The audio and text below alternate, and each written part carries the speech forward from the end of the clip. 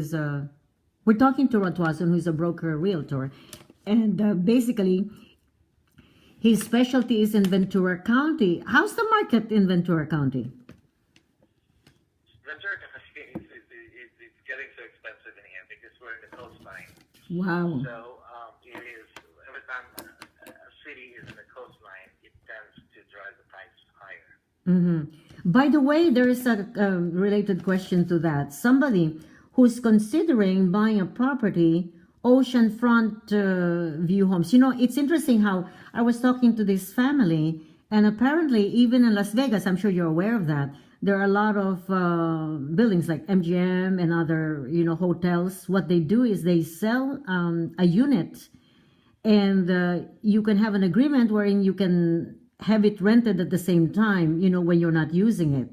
Is that a wise investment for people? Yeah, it depends. It depends. Again, a lot of people are tricked into doing that, and they have to remember that for them to rent it, you still have to pay management fee. Somebody has to manage that. Somebody has to rent it. And by the time they're done, unless it commands a very high rental rate, I think they're just going to be breaking even. Why would I buy a property and tie my property up when I'm only going to be breaking even? That's wise. What about buying an oceanfront view unit? You know, is that a good investment for the future? Yeah, it's definitely a good investment if you have the money. Yeah. This is all about the money. Yes. Don't force yourself to buy an oceanfront if you don't have sufficient cash to be able to sustain it. Right. Because when you have a unit, you still have to pay the HOA too, correct?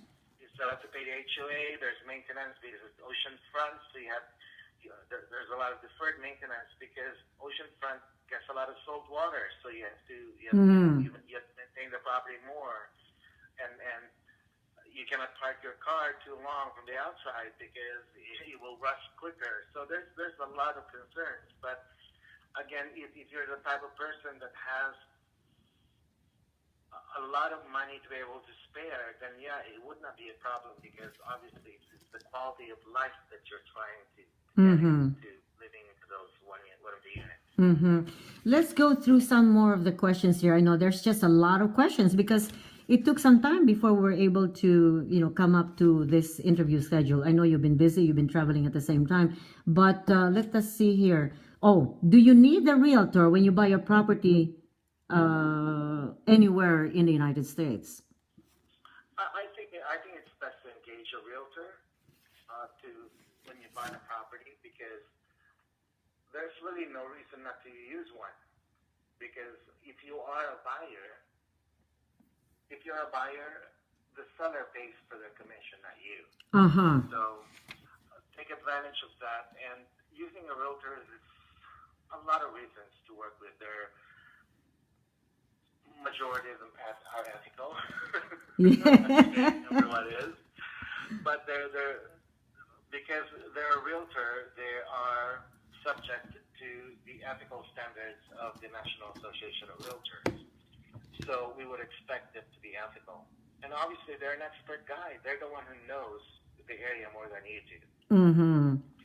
And usually when you use a realtor, they usually give you an objective information and opinion. So you don't get tied in emotionally to the house because somebody else is telling you objectively.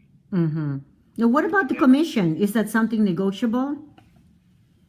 Well, if you're a buyer, you don't negotiate the commission because you don't pay it. Yes. If you sell? But if you're a seller, yes, the commissions are always negotiable. Because the seller of the property usually pays the commission. By the way, is there Redfin property also in California? Redfin is a national, Redfin is a real estate, Redfin I think is national. Because some people go through Redfin and they say that they get a lower, you know, commission and almost the same type of service, although they say that you don't deal with just one particular individual. What is the advantage of going through Redfin or the disadvantage? The advantage of going to Redfin is, yes, you get the savings, but the disadvantage to me is they only use one or two agents in the area. You don't have you don't have the ability to be able to choose. Uh-huh. When you So Redfin contracts with just one or two individual realtors in the area, and you're stuck to using them. Mm-hmm. More questions here.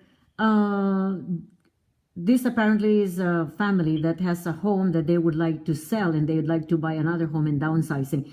Do you sell your home first before you buy, or can you do house hunting and get the best deal and sell your home? Which is the best way to go? Well, if you can afford to sell your home first before you buy, that's ideal. Uh-huh. However, if you need to do a simultaneous closing, you can do that too. But I think selling the home first and knowing how much you're going to make will not going to force you or rush you to buy another property to replace it. Mm-hmm. Unless, of course, they have enough cash, right?